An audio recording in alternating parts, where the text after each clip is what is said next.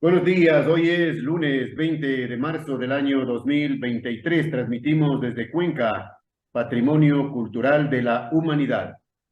A esta hora estamos saludando y dando la más cordial bienvenida al economista Enrique Serrano, integrante de la Asamblea Ciudadana denominada Gran Cruzada por el Azuay.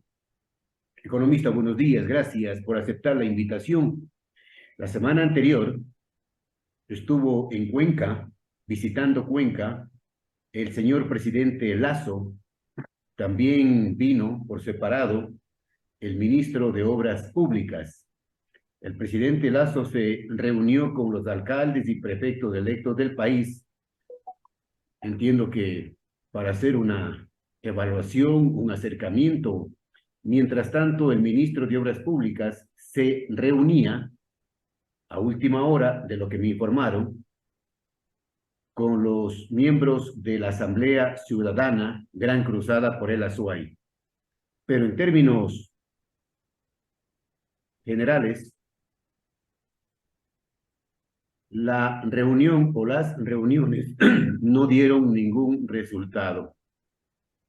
¿Cuál es su posición y cuál es su lectura sobre esta actitud del gobierno nacional frente a los reclamos y justos pedidos de los azuayos, de los habitantes del austro ecuatoriano, en el tema de la vialidad que está destrozada? Buenos días. Buenos días, licenciado. Agradezco la invitación de su importantísimo medio de comunicación y con mucho gusto he aceptado su invitación por el prestigio que tiene su labor profesional eh, permanente y de gran preocupación por los intereses de los habitantes de la ciudad de Cuenca y de la provincia de La Suay. Sí, estuvieron la semana pasada en una reunión amplia el señor presidente atendiendo a los recién elegidos dignatarios de los distintos consejos provinciales y alcaldías. Por cierto, no vinieron todos. La reunión fue promovida por el Banco de Desarrollo y costeada por el Banco de Desarrollo en su totalidad. A esa reunión concurrieron varios ministros, entre ellos había venido el ministro de Transporte y Obras Públicas. Previo a la reunión amplia con las autoridades recién elegidas, el ministro de Transporte y Obras Públicas se reunió con los representantes y los directivos de la Asamblea Ciudadana Gran Cruzada por la Vialidad de la SUAY, Asamblea Ciudadana a la que están integrados alrededor de 30 colectivos sociales representantes de la ciudad de Cuenca, entre ellos casi todas las cámaras de la producción, a excepción de la Cámara de Industrias, Producción y Empleo, CIPEM.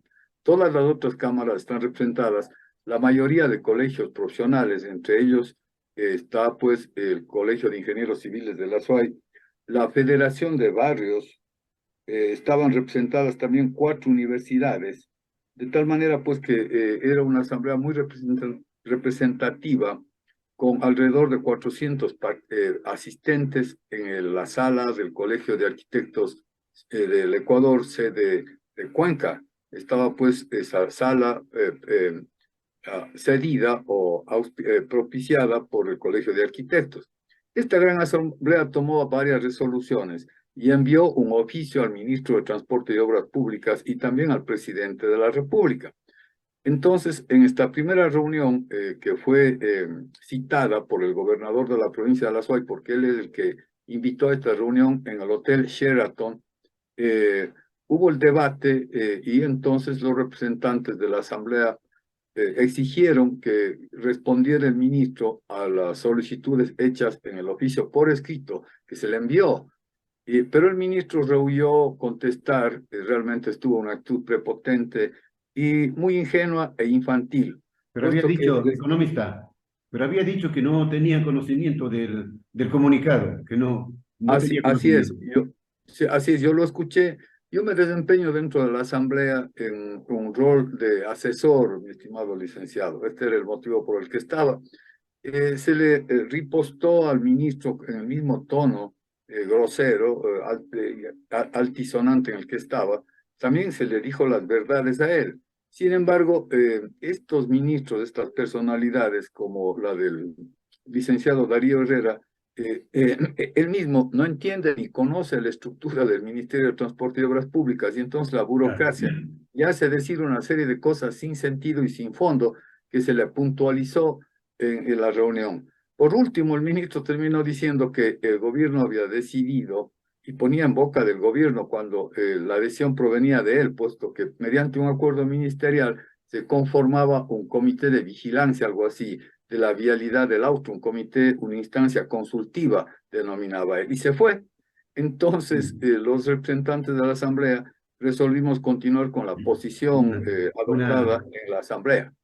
Una tomadura del pelo, ¿no? Sí, Lamentablemente. un irrespeto, mi estimado licenciado, un irrespeto de parte de esta persona que simplemente dijo que él no conocía el No. oficio. Y dijo algo más, imagínese usted, dijo que cuando se le pidió que concretara y se le mencionó que la única obra que está en proceso de licitación desde el año 2022 es la rehabilitación del tramo Mujeres de Piedra, Monumento Mujeres de Piedra hasta el puerto, hasta el puente de Huangarcucho. Él simplemente dijo que, y se le pidió que eso sea manejado desconcentrado, que esa licitación sea desconcentrada y sea decidida por el subsecretario de la zona, ingeniero Luis Mario Barzallo. Él dijo que dudaba de la honestidad de todos los subsecretarios, de De ahí todos, delante dijo, del de todos. ingeniero, sí, de los 28, y que él Y tenía un y equipo. cuando ponga él nuevos, allí va a tomar Sí, acciones. sí, bueno, hizo esta afirmación, realmente me parece que el señor que es un licenciado en marketing no tiene ningún entendimiento del problema o de la realidad de de la red vial estatal a nivel nacional, puesto que no tenía ni siquiera las cifras de la red vial estatal que corresponde a la SUAY, que es de más o menos 540 kilómetros. A nivel nacional, la red vial estatal tiene 10.300 kilómetros de longitud y la competencia para su mantenimiento, operación, etcétera, rehabilitación, le corresponde al Ministerio de Transporte y Obras Públicas. Ni siquiera tenía los datos. Entonces, luego conocimos además que este licenciado Darío Herrera, que es experto en marketing, estaba envuelto en las conexiones con la mafia albanesa a partir del Eso informe que dijo, las... eso mencionó el asambleísta Vanegas dentro de la investigación efectuada y, lógicamente, señaló el nombre del ministro de Obras Públicas como socio. Sí, digamos sí, porque, a ver, los señores albaneses venían al Ecuador y aparecían para poder residir acá como inversionistas. Una de las condiciones que le pide el gobierno ecuatoriano, las leyes, es la de aparecer como inversionistas. Esta condición rige también para otros países, tal el caso de Estados Unidos. Si usted quiere, tal como lo hizo Carlos Pollitt, ¿no? En Miami, asomó como inversionista, o sea, llevó el dinero mal habido a costa de los ecuatorianos e invirtió en Estados Unidos y entonces de esa manera obtuvo la visa correspondiente con una categoría que le permite residir sin problemas. Y Bueno, además los albaneses, y además se dio el lujo, Poli, de pagar una fianza millonaria, así millonaria. es, así es, sí, estoy dando estos datos, no para contextualizar, licenciado, si usted me permite hacerlo. Entonces, los albaneses venían y también aparecían como inversionistas. Y en esas compañías que formaban, participaban algunos ecuatorianos. Y entre los que participaban está, pues, según la denuncia del licenciado Ricardo Vanegas, este licenciado Darío, según el asambleísta Vanegas, este licenciado Darío Herrera, que ahora funge de ministro de Transporte y Obras Públicas. Entonces, ya podemos darnos cuenta de la autoridad moral que él tiene. Por tanto, realmente esa reunión en el Hotel Sheraton más bien fue asumida por los representantes de la Asamblea como una cortesía ante la presión ejercida por el gobernador, porque él dijo, bueno, ustedes han pedido una reunión con el ministro de Transporte, yo la he conseguido y la reunión va a ser en Pero Sheraton. fue una pasadera de tiempo con el secretario de Estado. Así fue. Bueno, conocimos también de cómo es él y qué tipo de información maneja y cuál es el criterio. Y eso es muy valioso para la Asamblea, que se ratificó en preparar una gran marcha de reclamo. Todavía esta no se ha decidido si será aquí en Cuenca o en Quito. Y entonces está pendiente si no hay una respuesta por escrito. Porque mire, hay un antecedente a raíz de las gestiones y del malestar expresado por todos los azuayos y cuencanos. El ministro emitió un boletín de prensa, el numerado 118, en el cual hacía constar una serie de obras que se van a realizar de aquí hasta la finalización del periodo gubernamental del presidente Lazo. es decir, 27 meses. Y entonces él ponía una serie de datos sueltos e inconexos, y justamente la Asamblea le exigió que precise montos de inversión por cada uno de sus proyectos, cronograma, es decir, en qué tiempo se va a ejecutar esas obras. Y entonces esto es lo que él no, ni siquiera conocía muy bien el contenido del propio boletín hecho por el propio Ministerio de Transporte y Obras Públicas. De tal forma, pues, que esta es la realidad. Por tanto, la Asamblea continúa con su actitud digna, con su actitud de reclamo, con su actitud de análisis. Para colmo, el ministro, mediante acuerdo ministerial, que es muy diferente a un decreto presidencial en cuanto a su validez como validez jurídica, en fin, de coerción, etcétera, un acuerdo ministerial es una cosa más bien administrativa importante, sí, conformar un comité de consulta, pero siempre quedándose él con la iniciativa, él será quien consulte, y que para hacer el seguimiento de este proyecto de la nueva autopista Cuenca-Guayaquil. Y entonces eso llevó al seno de la asamblea en la que estaban las autoridades electas de consejos provinciales y alcaldías, y ahí hizo que se firme un memorando de entendimiento entre el Ministerio de Transporte y Obras Públicas y la compañía coreana Express Way Corporation, algo así.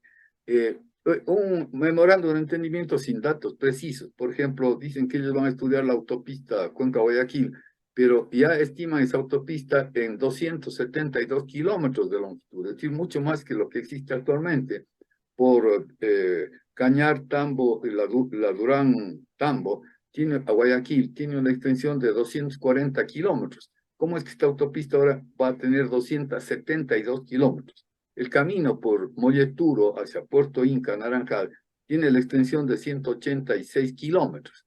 De tal manera, pues, que todas esas cifras son sin ningún sentido y hechas al apuro para hacer la imagen de que hay un interés de atender las necesidades de la SUAI de Cuenca.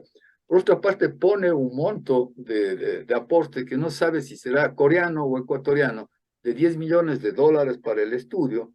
No define qué etapas del estudio de un proyecto se van a ejecutar con esos 10 millones.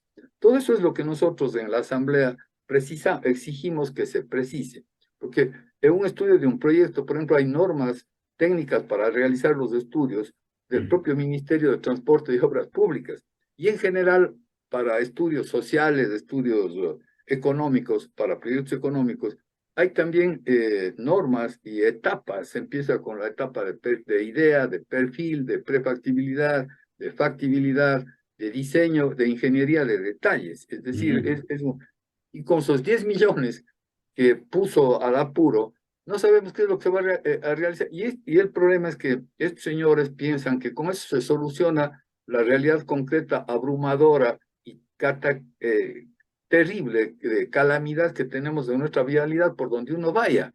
Es decir, y economista, y hay una preocupación más, una preocupación de los azuayos, especialmente de los azuayos, de los cuencanos, una preocupación más que se suma a esta triste historia de que es posible que el aeropuerto Mariscal Amar se cierre durante varios meses para realizar obras.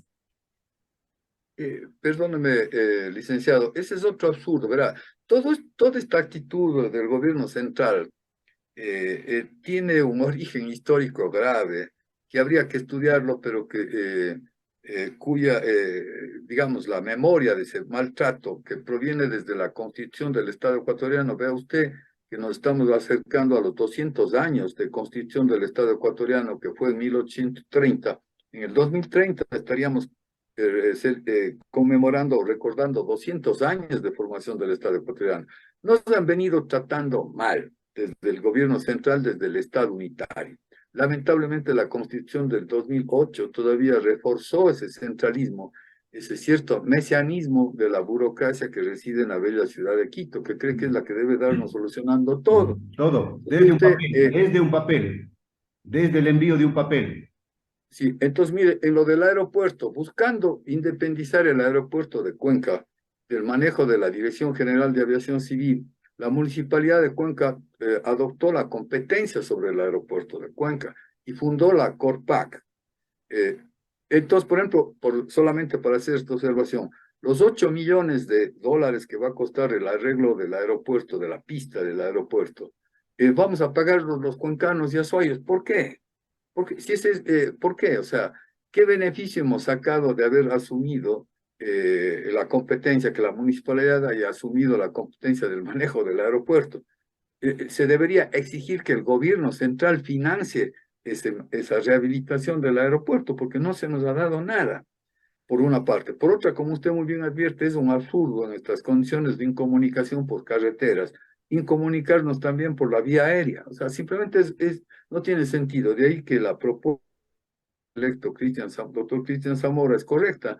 Si se va a hacer esa rehabilitación, tiene que hacerse en un plazo más corto, como pues contratando por segmentos, viendo cómo se puede dividir la ejecución de la obra, pero en todo caso esperar a ver qué ocurre, que venga la nueva administración y no intentar dejar firmando un contrato adelantado, que más suena como a pago de favores recibidos por los constructores para financiar una campaña electoral, algo así. Contratos de última hora, dicen, contratos de última hora, están desesperados porque ya se van.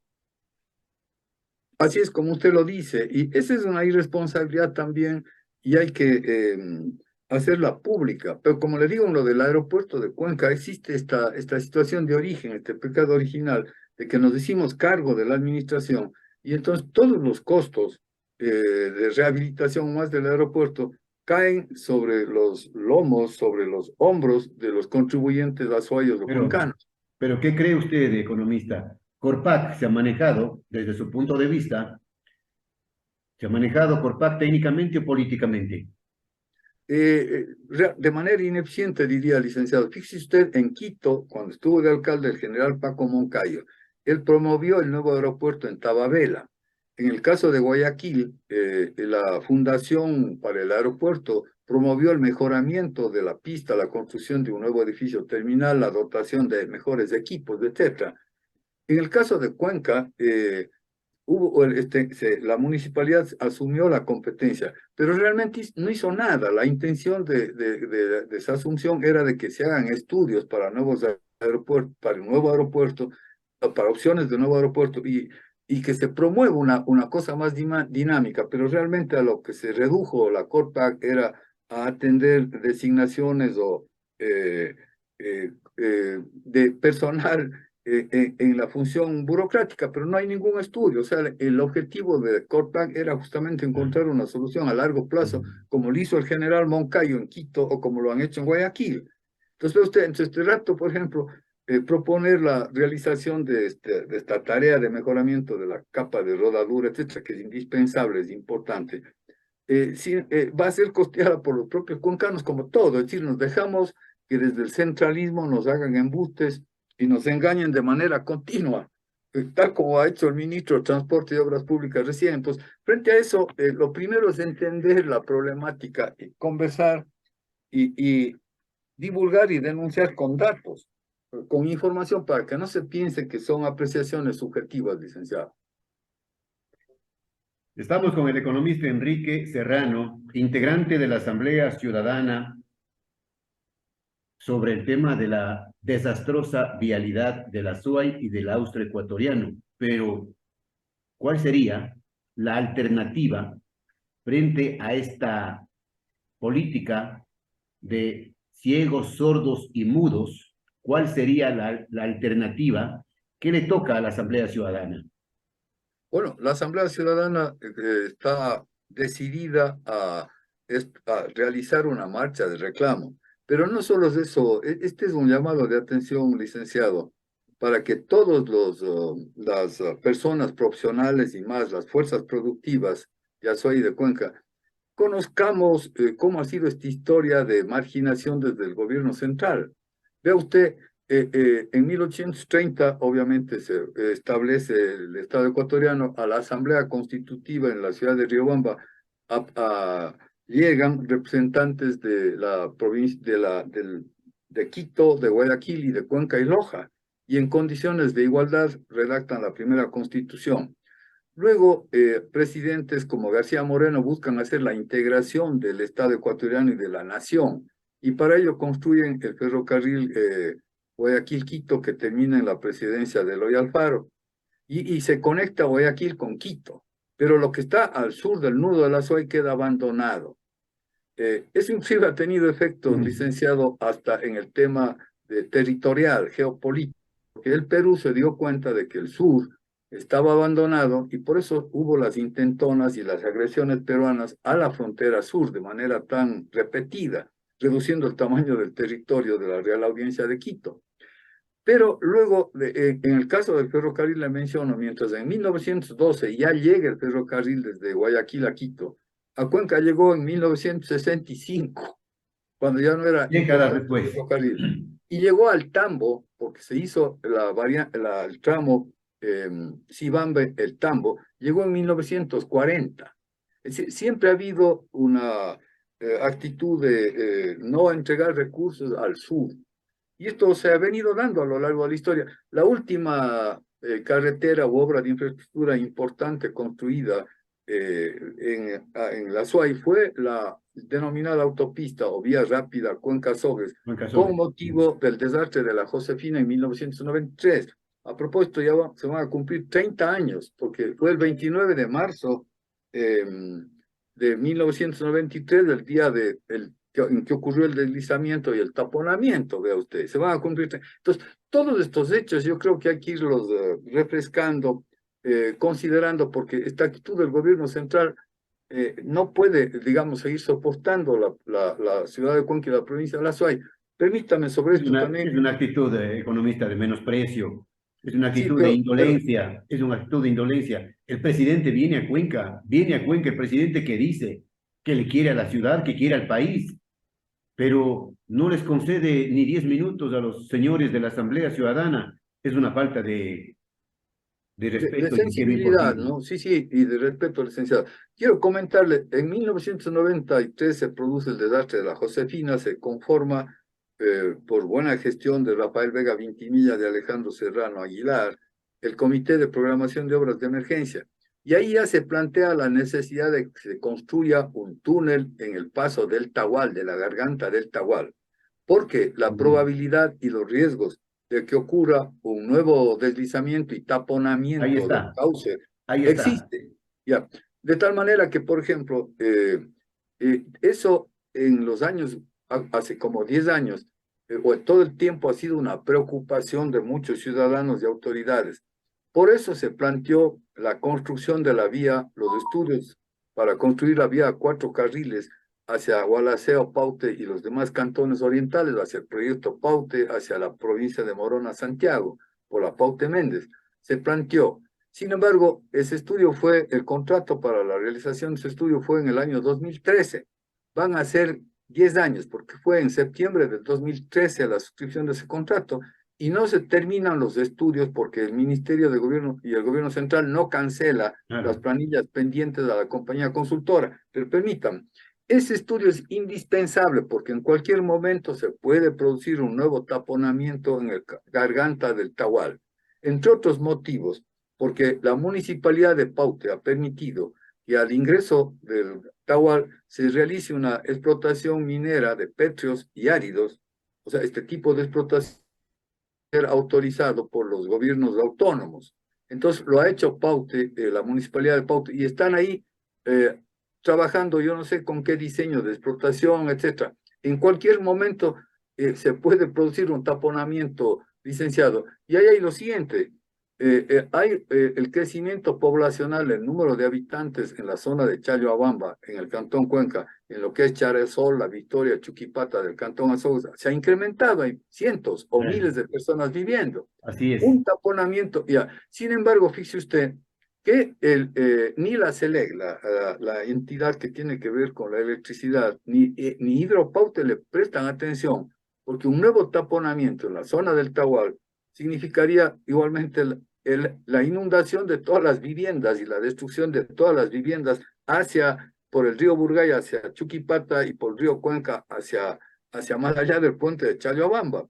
y con otra condición, que el material que taponaría la garganta del Tahual sería roca y con poco contenido de árido, de tal manera, de áridos, de tal manera que despejar o arreglar eso tomaría mucho más más complicado tiempo. que la vez anterior, que la primera vez. Mucho más difícil, Mucho más licenciado, difícil que la mucho Josefina. más difícil. Y eso, y esa agua acumulada, no sabemos qué efecto tendría en la presa de Mazar, que fue construida hacia el 2010.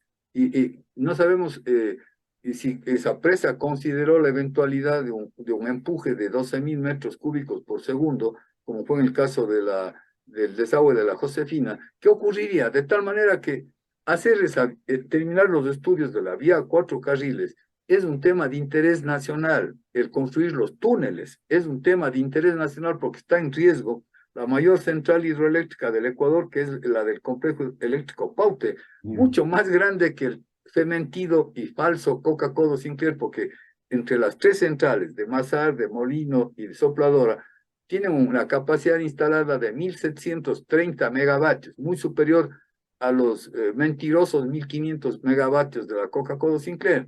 Entonces, todos estos aspectos hay que divulgar, pero hay otro aspecto central, licenciado, que debería ser motivo de discusiones, etcétera, permítame plantearlo, es el manejo de la imagen de Cuenca y del poder comunicacional de los cuencanos y de los azuayos. En cuanto a imagen, damos la imagen de que nos arreglamos nosotros solos, de que nos hemos hecho solos, etcétera.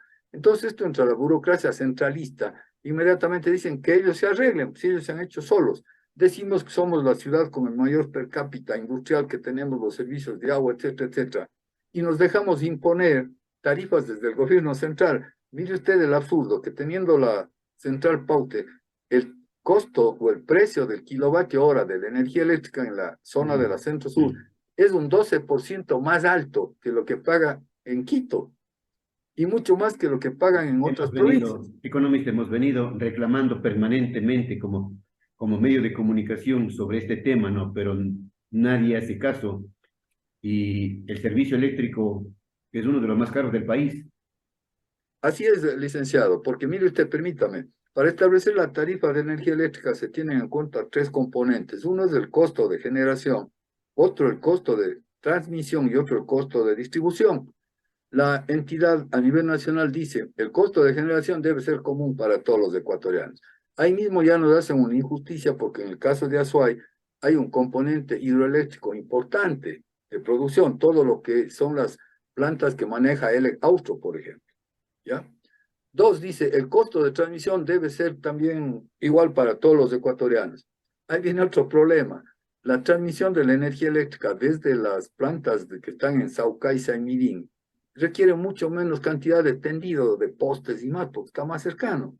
Inclusive la energía que viene del proyecto Paute. Por tanto, deberíamos tener una consideración de esa realidad y por tanto el costo de transmisión para Cuenca debería ser menor. Pero argumenta es que se necesitan transformadores grandes, etcétera, para bajar la tensión. Y después el otro elemento que ellos denominan valor agregado de distribución. Basándose en este valor agregado de distribución, ahí sí manejan su discrecionalidad y capricho, y le castigan a Cuenca, y le castigan al área de la Centro Sur. Bueno, Pues, siempre hemos sido castigados por la burocracia, economista, siempre hemos sido pero también por castigados. nuestra actitud de Y también por resignación, no nuestra la suya, licenciado. actitud complaciente. Sí, yo creo que con motivo de este reclamo, claro, eso da como impacto en la vialidad, ¿no? Entonces, igual dicen, dejémosles a estos. Vea usted, el presidente acaba de dar un decreto de emergencia para las provincias de Pichincha, de Santo Domingo, Los Áchilas y de Esmeraldas, porque se fue el puente sobre el Río Blanco. Un puente que además es competencia del gobierno autónomo del GAR de Pichincha. Sin embargo, el gobierno enseguidita, ¿por qué lo hace eso? Porque tiene importancia política por la cercanía de Claro. Quito de este desastre. Pero bueno, entonces nosotros debemos empezar a pensar en una estrategia comunicacional porque lamentablemente lo que nosotros comunicamos queda solo entre nosotros, licenciado, y muy poco sale hacia Quito o hacia Guayaquil. Bueno, a Guayaquil Ya. porque hay una solidaridad mayor. Economista, se nos acabó el tiempo, pero quedan pendientes algunos temas con usted.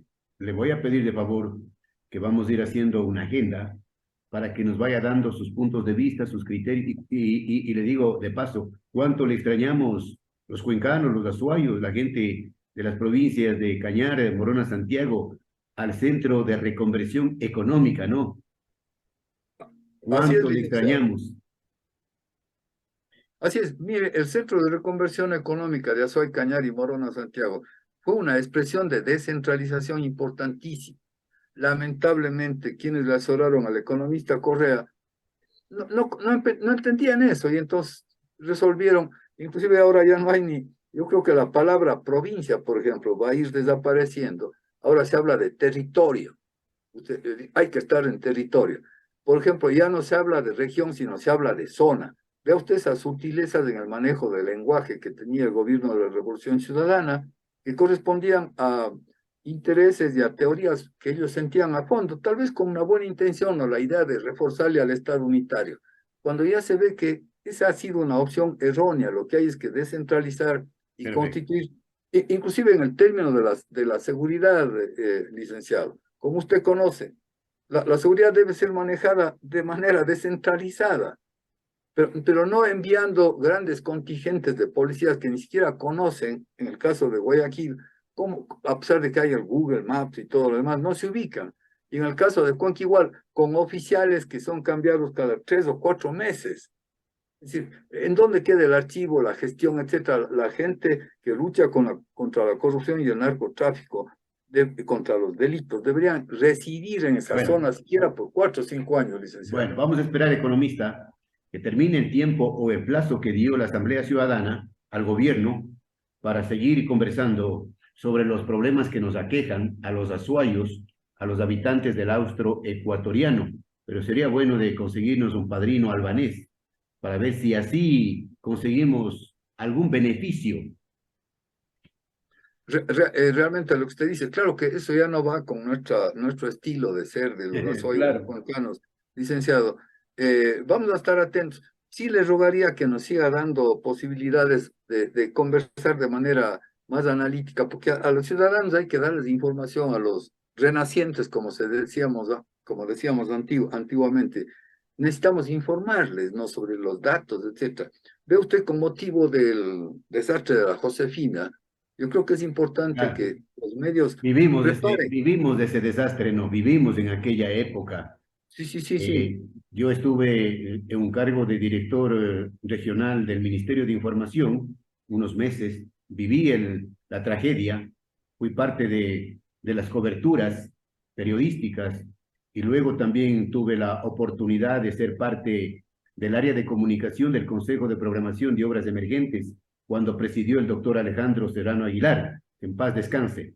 Bien, gracias al economista Enrique Serrano, integrante de la Asamblea Ciudadana, Gran Cruzada por la Vialidad de la SOAI. Economista, volveremos desde siempre y hasta siempre. Muchas gracias, licenciado, por la oportunidad ofrecida, y estoy a sus órdenes para discutir estos datos, para presentarlos y obviamente someterlos a controversia y a análisis. O sea, yo no rehuyo el conversar con quien sea sobre esta materia, y si yo tengo datos equivocados, que me precisen. Pero hasta ahora realmente tengo certeza de lo que digo. Muchas gracias a usted, licenciado.